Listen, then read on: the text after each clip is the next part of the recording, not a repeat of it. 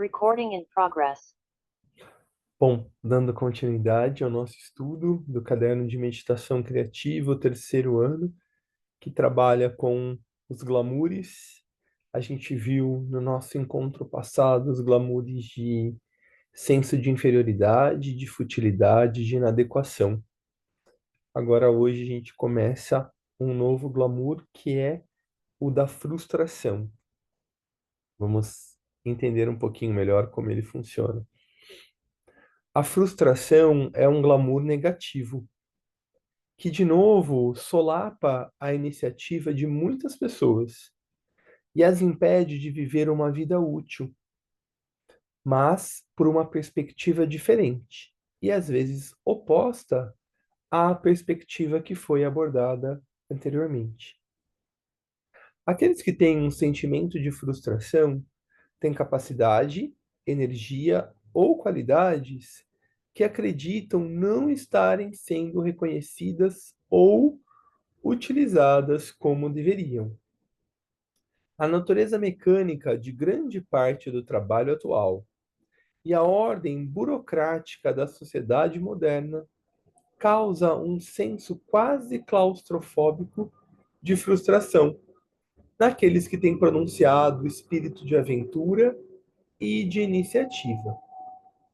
Mas todos precisamos encontrar canais que proporcionem não apenas uma vazão para nossas qualidades, mas um meio de cultivá-las e de nos dar um senso de que estamos sendo úteis e estamos avançando.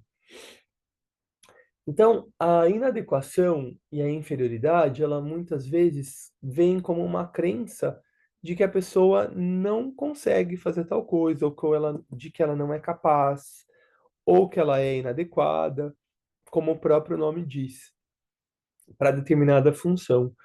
O senso de frustração, ele é um pouco diferente, né? É quando a gente acredita que a gente tem capacidade de fazer algo, mas por algum motivo a gente não está conseguindo. Mas há um esforço, um empenho para chegar naquilo que se objetiva.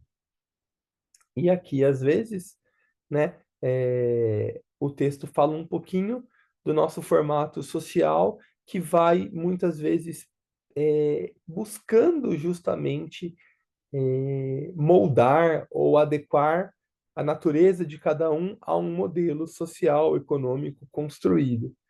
E isso também muitas vezes provoca, como o texto colocou aqui, né, uma claustrofobia. Você vai ficando preso dentro daquilo que é esperado e não pode expressar, de repente, as suas qualidades, que elas não são bem vistas ou não são reconhecidas. Então é um pouquinho diferente, a natureza do glamour, mas muitas vezes também é, chega naquele fim, que é esse fim que a gente não viver uma vida útil, de não viver uma vida de autoexpressão, de manifestação daquilo que a gente já reconhece que pode fazer. Vamos seguir um pouquinho mais aqui. Ao mesmo tempo, deve ser recomendado, deve ser reconhecido, perdão, que todos temos que nos adequar a vários padrões de vida e certa quantidade de aceitação será sempre requerida. De novo, uma atitude desapegada, quer as limitações que nos frustram sejam pessoais ou ambientais, ajudará a eliminar o conflito. Devemos considerá-las como restrições apenas temporárias e eliminar o conflito. Devemos considerá-las como restrições apenas temporárias dentro das quais estamos trabalhando atualmente e encontrar sempre que possível outros canais para as qualidades que acreditamos ter. Então, olha que interessante, né? A busca do equilíbrio é sempre o nosso objetivo, né? Porque muitas vezes a gente sim precisa se adequar. Por outro lado, se a gente viver apenas dentro desse senso de adequação, isso vai causar frustração.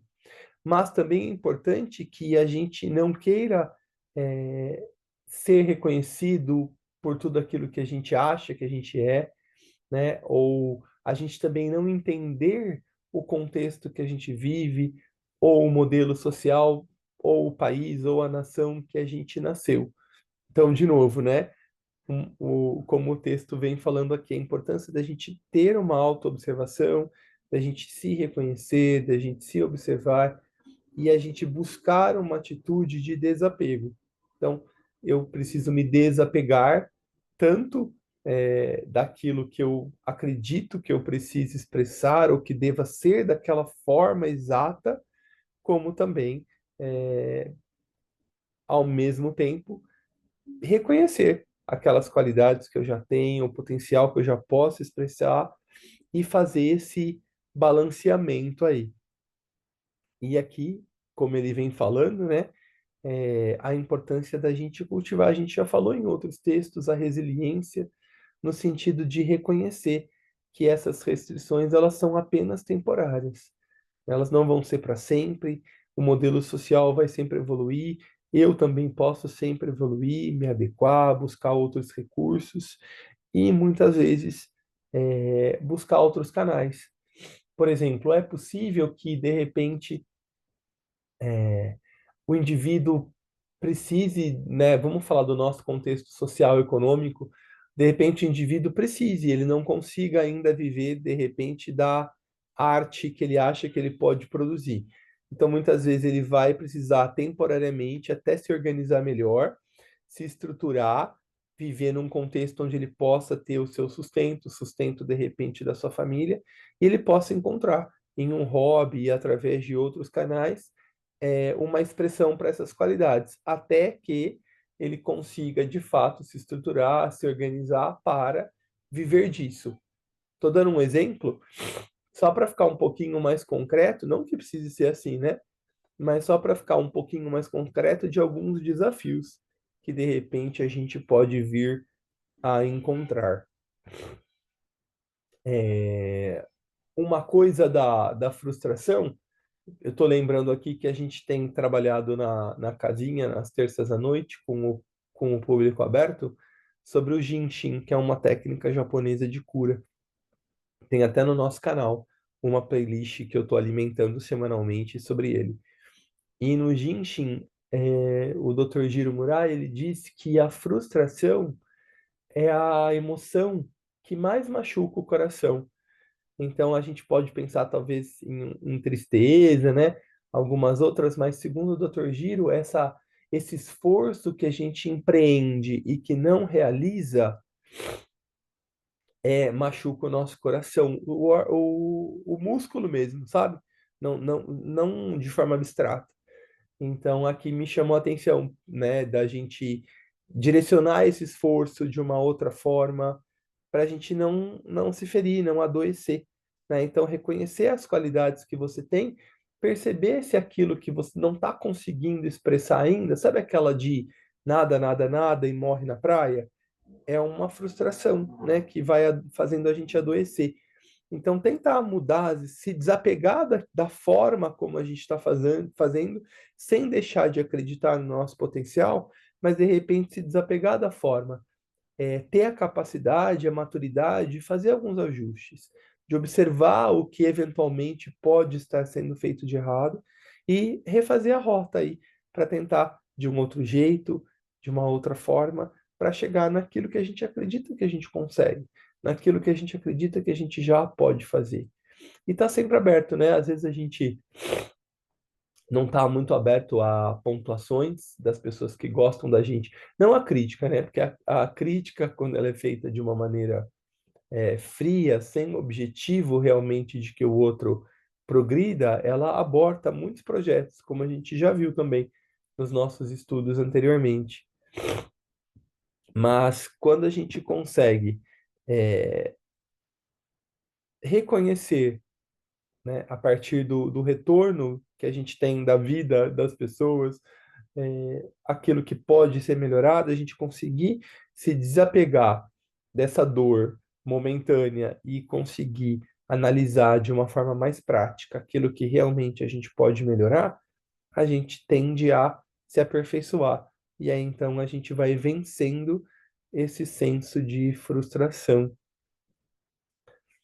Tudo bem até aqui? Como é que tá para vocês? Alguma partilha, algum comentário, alguma experiência, alguma dúvida sobre a frustração?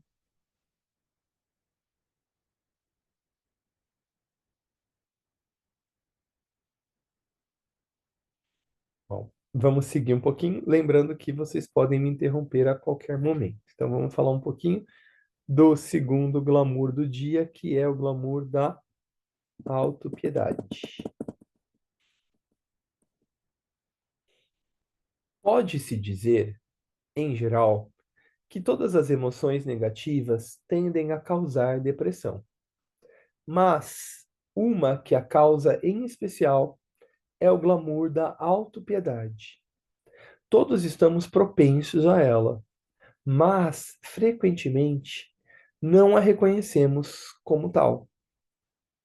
Todos os tipos de resmungo e ressentimento são formas mais ou menos disfarçadas de autopiedade. Lamentamos por nós mesmos, porque as coisas estão difíceis, porque temos problemas financeiros, porque não somos apreciados como pensamos que deveríamos ser, e até porque o clima está ruim. Tudo isso são ramificações da autopiedade. E é bom reconhecer esse denominador comum e desmascará-lo. Olha só que importante, então, né? A gente ter uma autoobservação mais refinada, porque, como o próprio autor diz, né? Se a gente está alimentando essa autopiedade em nós, a gente pode estar contribuindo para nos deprimir em alguma medida que seja. E isso pode não ser bom para a nossa saúde emocional e mental. Então vamos lá, tentar ver um pouquinho melhor como que o texto aborda isso agora. A autopiedade também é causada, às vezes, por um opressivo senso de inadequação e de inferioridade, como a gente viu, né, na semana passada. Ou ocorre se há um profundo ressentimento pelos outros ou pelas nossas circunstâncias.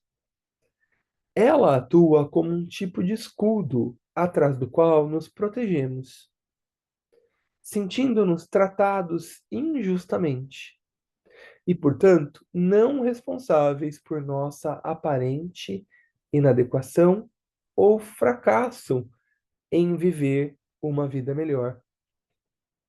Sentimos que nossa situação patética deveria evocar a ajuda dos outros, ou pelo menos a sua empatia. Mas, na realidade, isso frequentemente tem um efeito oposto, e essa atitude não resolverá a nossa situação.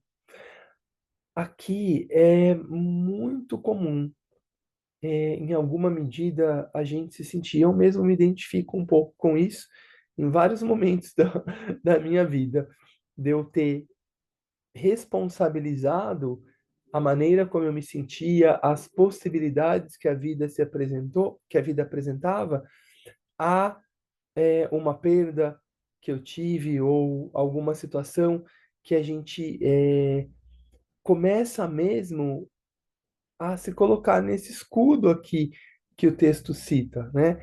E a gente acha que a vida está sendo injusta com a gente, e a gente tira o nosso senso de responsabilidade.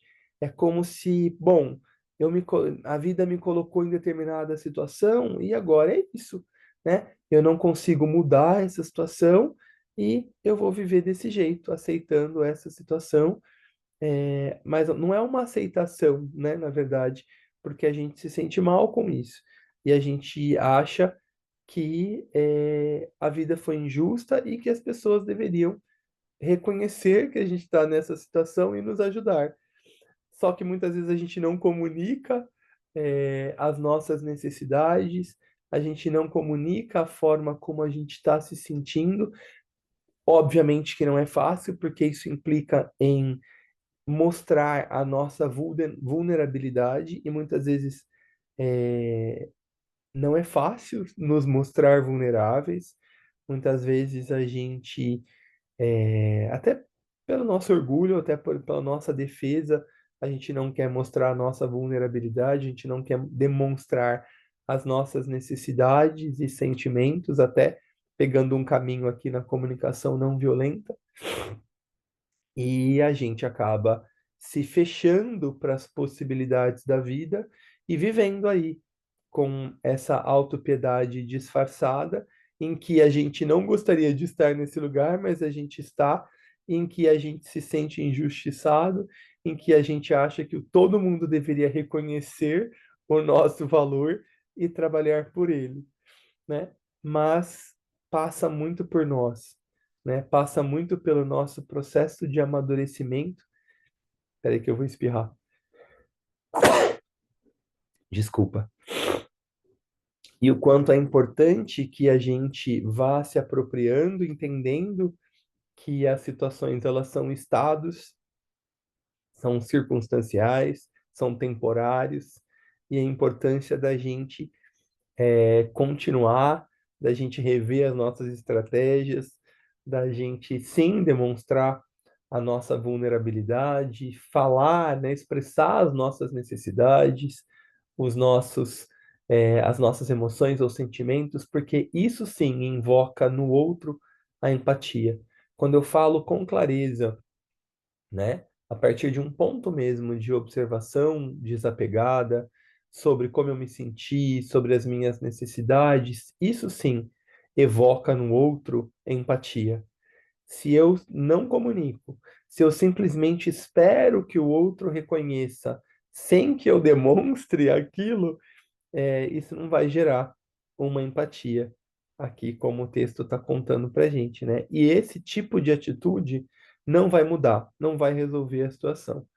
Então, claro que não é fácil, requer coragem, requer autoobservação, requer autoconsciência, mas a gente consegue se a gente mudar a forma como a gente está expressando esse senso. Vou continuar um pouquinho aqui, tá bom? Por outro lado, uma atitude mais robusta de reconhecer a nossa situação, corajosa até eu diria aqui, né? E resolver fazer o melhor com ela, começa a dissipar o glamour imediatamente. Ela para a putrefação. Nossa, acho que tem um errinho aqui de digitação, eu acho. Começa a. Peraí, vou ler de novo. Por outro lado, uma atitude mais robusta, eu colocaria corajosa, de reconhecer nossa situação e resolver fazer o melhor com ela, começa a dissipar o glamour imediatamente. Acho que para a putrefação. Vou tirar esse ela, que eu acho que tá a mais aqui. Por que putrefação? Porque vai dissolvendo mesmo esse glamour. É, é aquilo que a gente sempre fala, né? Que é tentar reconhecer o ponto onde a gente está e, a partir desse ponto, traçar as metas, os passos para o próximo ponto, aquele que a gente quer atingir ou que a gente quer chegar, né? Então precisa ter esse olhar corajoso e coerente, consciente, perdão, da onde a gente está para onde a gente quer ir. A cura radical ou pela raiz é reconhecer a universalidade do sofrimento e da dificuldade humana, aquilo que eu sempre costumo falar aqui, né, que o budismo fala dessa impessoalidade, dessa universalidade. Quando a gente reconhece que outras pessoas já passaram por isso, ou estão passando, ou ainda vão passar, a gente acaba que consegue é, ressignificar. Então, aquilo que eu estou passando pode ter um propósito. Se eu consigo dar a volta por cima, aí se eu consigo contornar, essa minha atitude, ela já foi primeiro, né, feita por outras pessoas, não é possível, mas ela também serve de referência para aqueles que chegarão depois de mim. Isso ressignifica aquilo que a gente está passando, né? Recordar quanta dor há no mundo, Quantos têm que suportar muito mais do que nós e alcançar uma visão mais ampla e de longo prazo da nossa própria situação? Então, é tirar a lente que está focada apenas nesse lugar e nesse tempo, né, do espaço e ampliar, reconhecer que isso tudo é transitório, que quando a gente consegue contornar o que a gente está vivendo, outras experiências se apresentam, outras perspectivas se apresentam, e a gente vai aí ganhando um campo interno de contingência, o Dr. Roberto Assagioli chamava isso, né? Ele falava que quando a gente está passando por alguma situação emocional difícil, que a gente só parasse e respirasse. E nessa respiração, que a gente já ampliasse esse nosso campo interno e criasse um campo de contingência, ou seja, um espaço maior interno para essa emoção que está se apresentando. Porque quando a gente abre esse espaço, ele dizia que era como se fosse o útero, né? Que vai se sendo elástico, né? Ele vai se moldando, se ampliando para o bebê que está crescendo. Então, quando a gente respira e inspira essa situação, pensando num campo de contingência para ela, a gente vai criando um espaço interno para lidar melhor com essa emoção que está se apresentando, dando um espaço para ela e não reagindo imediatamente a ela. Então, aqui é um jeito também da gente conseguir ampliar a nossa perspectiva interna para conseguir crescer, para conseguir pensar a partir desse ponto que a gente está, quais estratégias a gente deve tomar para chegar no próximo ponto onde a gente quer, né? O Dr. Roberto Saggioli falava muito dos baby steps, os pequenos passos que a gente deve dar e celebrar cada vez que a gente conquista. Vamos lá. Uma maneira de aumentar nossa consciência de tudo isso é ter contato mais direto com aqueles que sofrem. Muitas vezes tendemos a evitar isso, se podemos, pois é desagradável e nos faz sentir desconfortáveis, especialmente se somos pessoas mais sensíveis. Mas é algo que devemos fazer a fim de abandonar nosso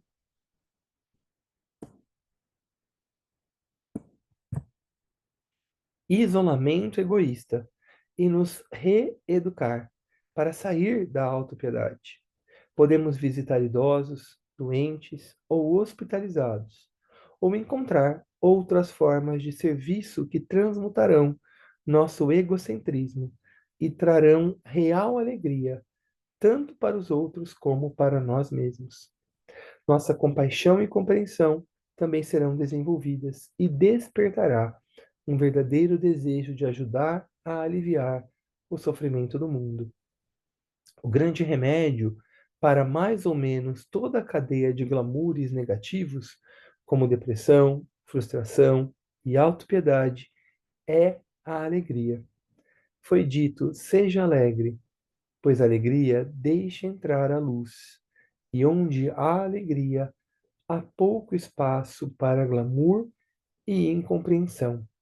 Essa é uma citação do mestre tibetano no livro Discipulado na Nova Era, tomo 1, de Alice Bailey. Então, cultivemos a alegria tal qual como cultivaríamos uma flor muito preciosa. Isso é uma coisa muito importante, né? Quando a gente se abre para observar é, sofrimentos iguais aos nossos, ou muitas vezes muito piores, né? Pegando até a pirâmide do Maslow, né? Aquele psicólogo norte-americano, da psicologia humanista, ele fala das pirâmides das necessidades. Então, às vezes, o indivíduo está numa necessidade ali de segurança, de sobrevivência mesmo, que impede qualquer outro tipo de desenvolvimento ou de possibilidade. Então, às vezes, a gente não reconhece tudo aquilo que a gente já tem, né? E que há indivíduos passando por situação muito mais dolorosa, ou até mesmo do ponto de vista do corpo, né? com limitações mais severas do que as que a gente tem. Isso a gente costuma fazer muito na escola, onde eu trabalho, né? Procurar engajar as crianças, mostrar outras perspectivas, outras possibilidades muito mais dolorosas do que aquelas que eles estão vivendo, até para despertar essa vontade de ajudar, né? De reconhecer que há situações, não minimizando, né? O sofrimento, porque quando a gente está em sofrimento, só a gente sabe aquilo que está presente em nós, né? Mas para ampliar o olhar de que há outras possibilidades e que a gente pode ajudar a aliviar o sofrimento do outro. E com certeza há outras pessoas que podem ajudar a aliviar os nossos se a gente comunicar, né? Se a gente expressar as nossas necessidades não satisfeitas, se a gente expressar as emoções que a gente está sentindo, se a gente fizer os pedidos, eu vou citar de novo a comunicação não violenta, né? Porque para mim ela é muito útil e ela tem alguns pilares, né? Que é o primeiro é o reconhecer, né? Através da autoobservação, fazer essa comunicação, reconhecer o que está presente em mim, qual que é a emoção que está presente em mim, qual que é a necessidade que não está satisfeita e comunicar isso, né? Sobre você, né? De maneira bastante clara, bastante direta, não em relação ao outro, mas mediante um determinado fato ocorrido, como eu me senti, qual era a necessidade minha que não foi satisfeita e o pedido, né? Gostaria que da próxima vez fosse diferente, eu gostaria de ter sido contemplado nessa situação. Aí a gente consegue despertar no outro a empatia, a ajuda para as nossas necessidades serem melhor satisfeitas. É, como é que tá para vocês? O que está presente hoje sobre a frustração e sobre. Deixa eu ver qual que era o título. Falei de tantas coisas que até fugiu o nome do glamour específico. Eu Eu ia ia falar falar isso. Autopiedade, né? Como é que tá para vocês a nossa reunião de hoje, as nossas reflexões? Algum comentário, alguma partilha? Ficou alguma dúvida sobre a ideia do texto?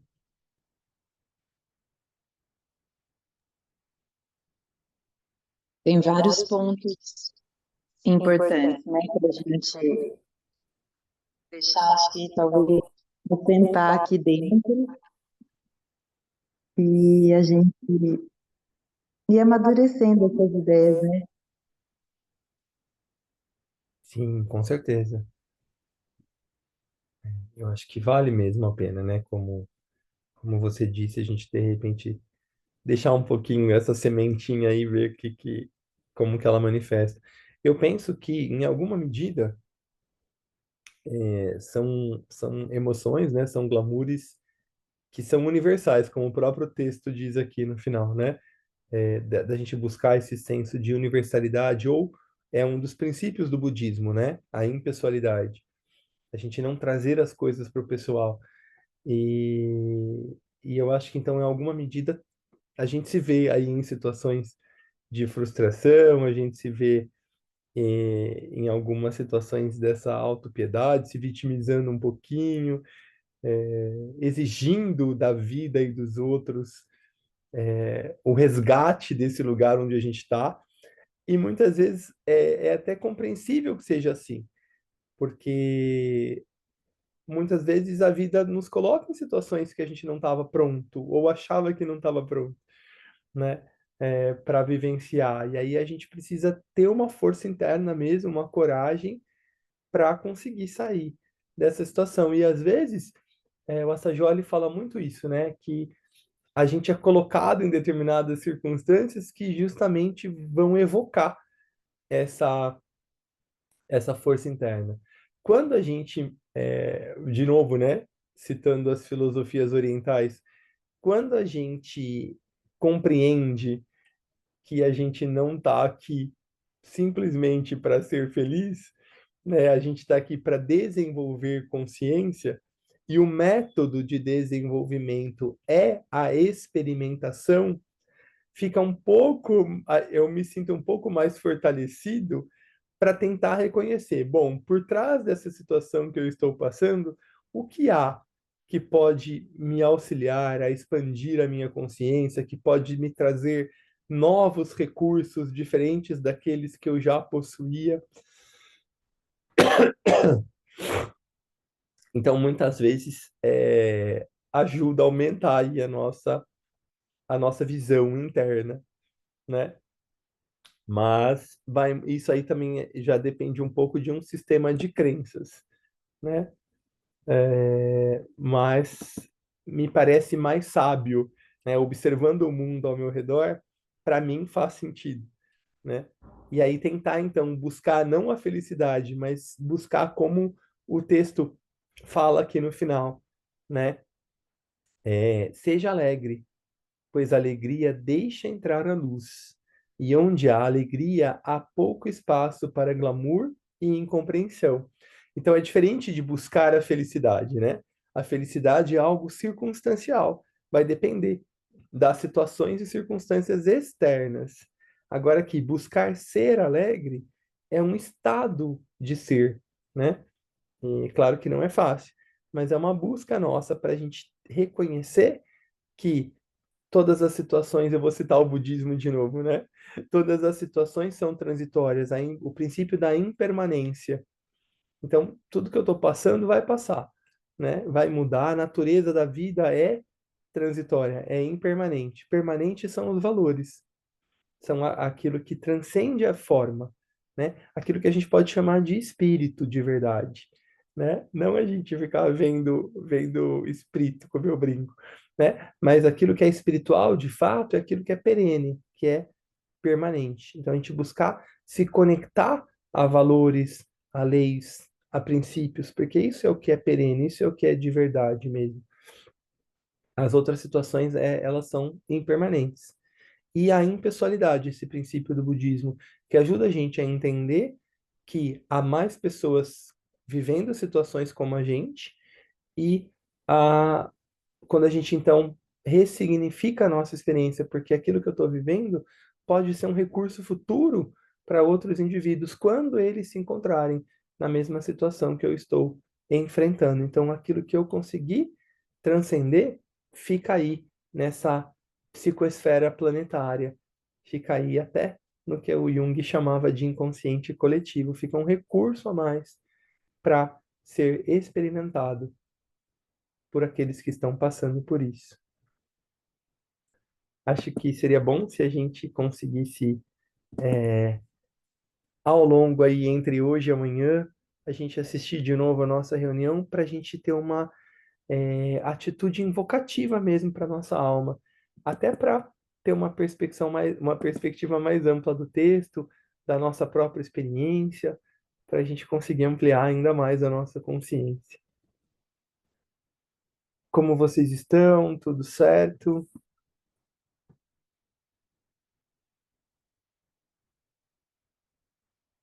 Muito obrigado, então, por mais um dia de serviço e reflexão conjunta.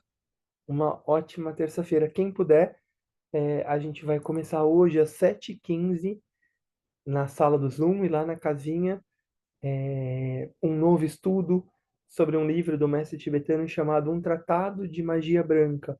A gente vai falar sobre algumas regras da magia, não de um jeito místico, mas de um jeito bem consciente de manifestação de uma ideia em forma. É muito interessante. Um grande abraço, estão todos convidados. Tchau, tchau. Bom Então, dia, muito obrigada.